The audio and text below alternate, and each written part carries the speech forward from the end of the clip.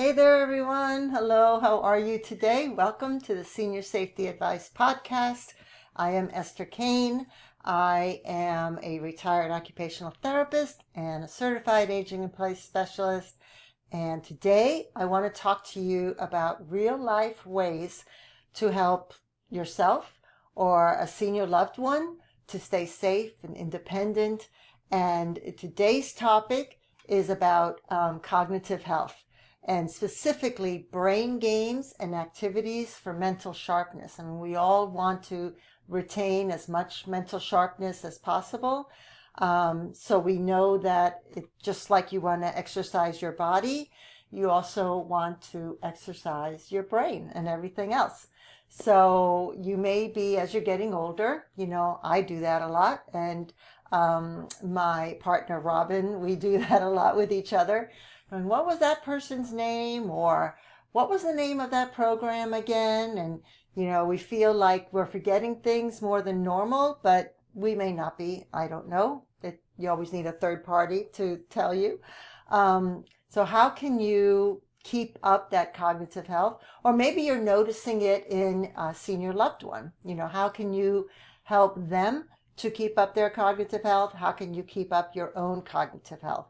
So the first thing I want to talk about is even understanding cognitive health. And it's basically your ability to think, to reason, judgment. One of the things that I learned in working with older adults as an occupational therapist is that reasoning and judgment seem to be one of the very first things to go. And I'm not sure why, if it's just a cognitive thing, if your biases get, more so as you get older. I think there's a lot of different factors that get involved in that. But that is all having to do with your cognitive thinking, and you want to keep that as sharp as possible. So as we age, it's totally, totally normal for things to slow down a bit. We all have to acknowledge that and accept it. For your own safety, because if you try to do things beyond your physical and mental capabilities, that's where accidents occur. Again, your reasoning and judgment. Oh yeah, I can climb up that ladder and fix and clean out that gutter. Well, maybe not. Maybe your balance isn't as good as it used to be. Maybe your strength is not as good as it used to be. There's so many different factors. So you want to stop and think before you take an action.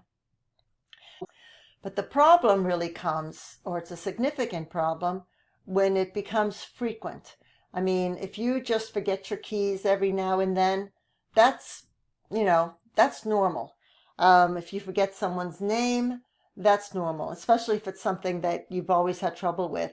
But if it becomes a frequent thing, if it's a constant thing, then there's a problem. If you are searching for something, I don't know, something innocuous, like your keys, like your car keys, and you end up finding them in the refrigerator versus where they should be, then that's an issue. That is a sign that something is going wrong. So you want to try to prevent that. If you notice that, you definitely want to get tested. You want to have your physician take a look at you, maybe he'll recommend specific types of tests or medication, or maybe it's the medication that is causing that. You don't know, but you don't know until you go to the doctor. So you always want to watch out for those signs. But in addition to that, there are things that you can do to keep yourself sharp. Now, I know some friends who are constantly taking college classes. I think that's an excellent way to keep your mind sharp. You're not just reading the same thing you've always read. You're not just doing the same thing you've always done. You're challenging your brain with something new. And it could be anything. It could be new recipes. It could be learning a new language. It could be learning a new hobby or a new skill. It could be studying all these new AI programs that are coming out. It could be anything, as long as you're challenging your brain to learn something new. Doing the same thing over and over again doesn't challenge your brain. So I know a lot of games say that they're very good for older adults. Things like crossword puzzles and Scrabble, Mad Lib type of games, language type of games. Those are fine. There's nothing wrong with them. But do they really challenge you as far as cognition, especially if you've been doing them for years and years? I'm not so sure that they do, because you already have that skill. So you want to do something completely different. Maybe, the visual games, the VR games, where you have to do certain movements along with, your cognitive thinking about, it's like trying to get out of an escape room. You have to find where to get the key so that you can get into the castle, so that you can save the maiden, things like that. It's forcing you to think outside of the box of how you normally would think. Those kinds of things are very, very good for increasing and for exercising your brain. Reading poetry that you've never read before, but not just reading it, trying to comprehend it, belonging to a poetry club maybe, where you dissect the poem and you figure out what it really means. What did the author really mean? Anything like that, where you're forcing yourself to think outside of how you normally would think. A lot of people like the Words with Friends, and that can be a great way to connect with others. This app, Words with Friends. I think it's okay. Again, if it's something that you do every single day, then you're not really challenging yourself, because it's kind of the same type of thing. You're going down the same road to get to work, and then you're coming home the same road. But if you were to take something, a different road or a different route, a different way, then you're challenging yourself to figure out how to get to where you need to get to without the GPS. Although I personally can't go anywhere without the GPS, so I don't know if that's a good analogy or not. Memory challenges are extremely good. One of the things that I was thinking of was a tray game, where you place 10 household items on a tray, and someone shows them to you for 1 minute, and then they cover it up. And then you have to see how many you remember. Are you going to remember all 10 or 3 or 4? And you want to try to keep improving that. And every day or every other day, however often you do it, you want to use different items on there. And it doesn't have to be 10. It can be 5 items or anything like that. But those types of games you can even play in a group setting to see who can get the highest score, kind of thing. But that's basically a memory game. And it's the same thing. You can do the same thing with photos, magazines. You can look at a picture. How many things can you remember from that picture? It would be the same type of thing. And that's a very good those are 2 very good memory type of games. Sudoku and logic puzzles are also great. But again, if you are already very good at math, if you're already good at logic, you're just tapping into something that you've always been good at. So again, I repeat, you want to challenge yourself to do something you haven't done before. My mother was extremely good with math, and Sudoku was very easy for her. She loved doing it, of course, because it wasn't much of a challenge for her. But I would say, I'm not saying not to do them, but I am saying that it's important to do something you haven't done before. Look for games, look for activities, anything that you haven't done before, something that forces you to learn something new. I just spoke with someone yesterday, an older woman who had to learn how to, she was a volunteer at an organization for older adults, and they were looking into some kind of a grant. And she had to learn how to apply for this grant, how to write the grant. I mean, it wasn't easy, but she did it. And now she has that new skill under her belt. I mean, did she get someone to help her, to mentor her on it? Yes, of course, no problem. Of course she did that. But it forced her to learn something new, something different. And we both agreed that that's really, really very important for cognitive health. Anything that you can do for strategy and problem solving, anything that requires planning, spatial thinking. That's why a lot of neurologists will say that jigsaw puzzles are extremely good for cognitive health, because even though each one is a puzzle, it's still something a little different.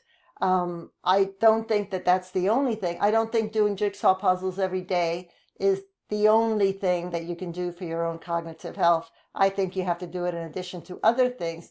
But if you're going to do something, if you enjoy jigsaw puzzles, then definitely do them. I personally like the idea of the 3D jigsaw puzzles, because that's completely different than the flat ones. And that really forces you to look at things visually, perceptually, and of course to follow the instructions, which, that's always difficult no matter what you're putting together, right? Following instructions. The next thing, I think, besides games and leisure type of activities, I think you can use daily activities as part of a cognitive health exercise. And I'm talking, like I mentioned before, trying out new recipes, learning to play an instrument, or if you do play an instrument, learning to play a new piece of music that you haven't, done before. Gardening. Gardening requires a lot of planning. Well, good gardening requires a lot of planning, a lot of sensory stimulation that can also help with cognitive health.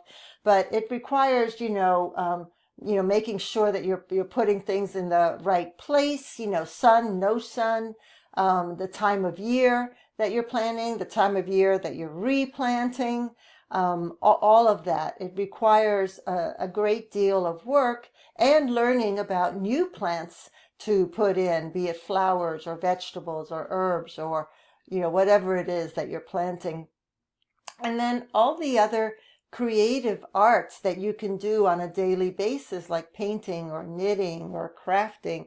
I mean, those are great activities. These are all activities of daily living that you can enjoy, that you can participate in, but challenge yourself at the same time by doing something different and new with it. I'm not saying you have to do something cognitively challenging 24/7, but it would be great to do at least one new thing a day.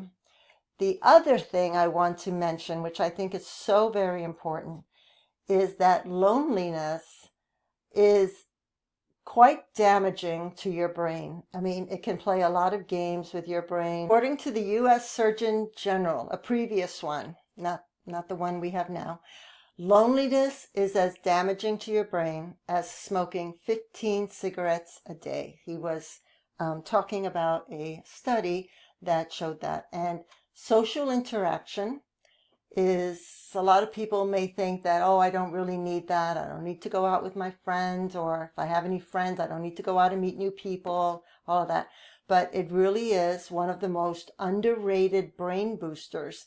It's not something a lot of people push. They'll say things like read more, watch documentaries, stimulate your brain with all the things I mentioned before, games, activities, all of that.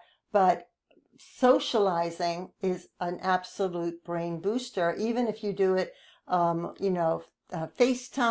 if you do it virtually, if you go out to a park and talk with people, or a grocery store, anything at all, as long as you can continuously stimulate yourself with conversation with others on the phone, anything at all. You don't need a crowd. You don't need a lot of people around you. Just one conversation a day with someone can make a huge difference in your brain health. You can play a game together. You can invite storytelling, talk about a book or a movie. You can use video calls, as I said before, to connect with family and friends. Have at least one person a day that you communicate with.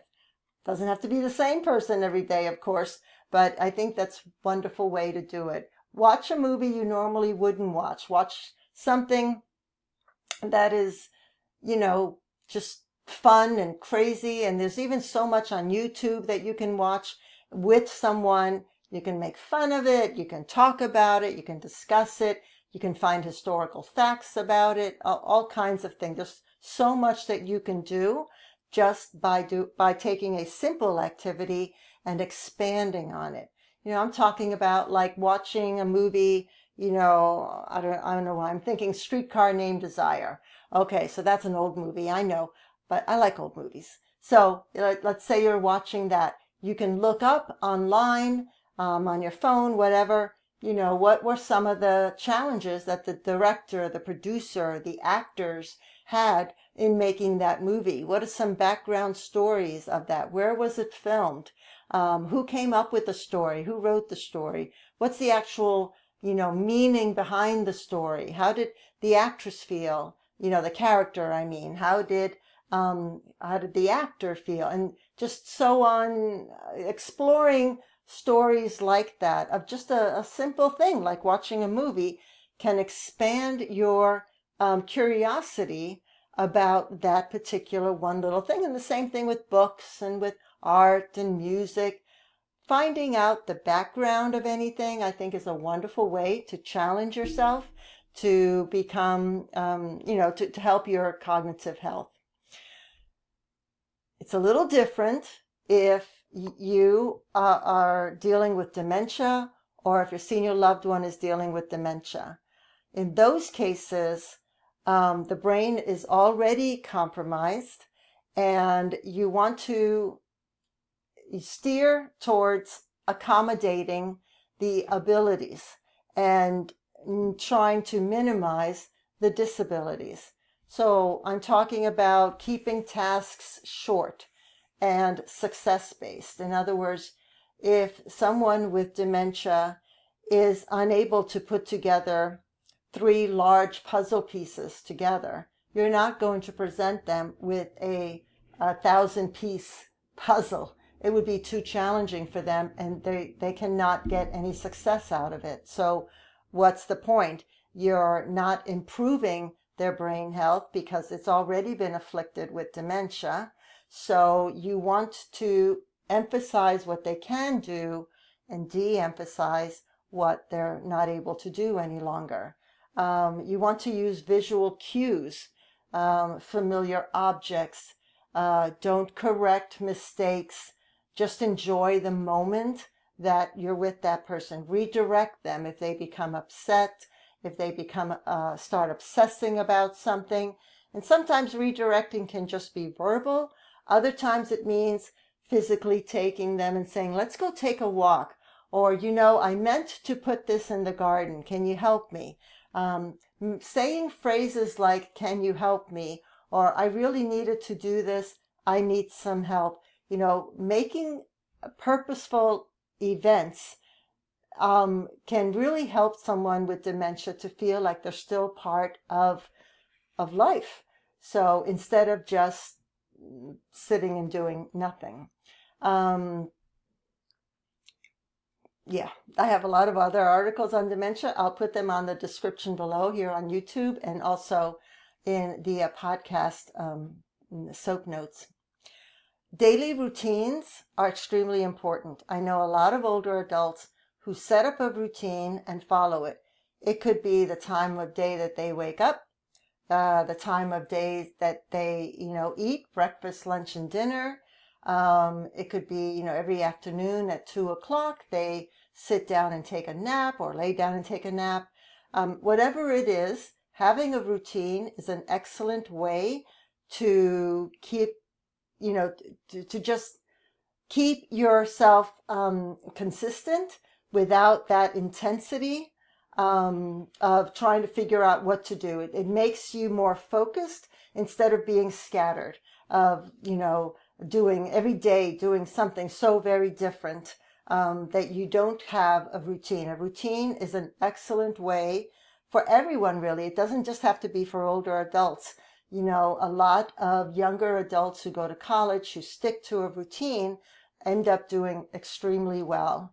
no matter what school they end up going to, college or trade school or whatever. But the most successful people in business and in life have a routine. They stick to their routine as much as they possibly can. And that's very important. One of the books that you can read on that, I think it's called Atomic Habits. That's a great book that helps you to set up specific habits. And it is really about breaking down certain, larger habits into smaller ones. But it's also about establishing routines and sticking to them. All right, so I hope that this information was useful for you. I didn't want it to be too long. Obviously, give me your comments. Let me know what you think. What do you do to keep your brain sharp? Of course, subscribe to our podcast, to the YouTube channel. Let us know what we can give you in future episodes. What you're looking for. We're always looking for new material to put out there. I know I've been doing a lot of interviews lately, so I'm happy to get back to doing a regular podcast. All right. Thank you so much for listening. I appreciate your time, and I will see you next time.